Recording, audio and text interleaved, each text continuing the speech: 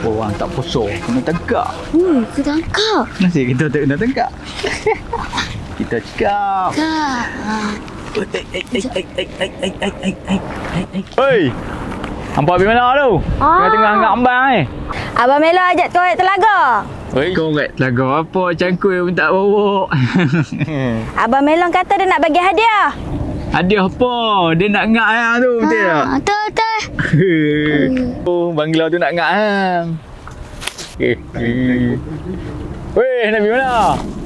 Abang Melon. Weh, tunggu. Jangan lari. Weh, tunggu. Jangan lari. Lihat.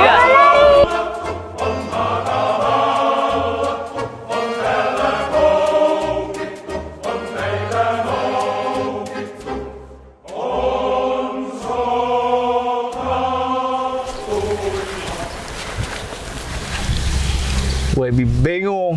Ni sama apa nak banyak? Duit ke saat ini kan boleh? Rugi. Ni tak payah dia berkelai. Hampa tak payah berkelai. Hampa ni buat malu muka aku je. No? Hai, malu aku dengan orang jabatan.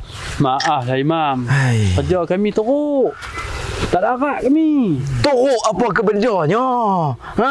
Kerja hampa tu waktu malam. Malam boleh makan. Hai, tiap-tiap tahun muka hampa je. Aduh. Ni malam ni jangan duk buat tuang pula tarawih. Mai tarawih. Ni, Wabi. Hang dengar tak? Hai. Tengok.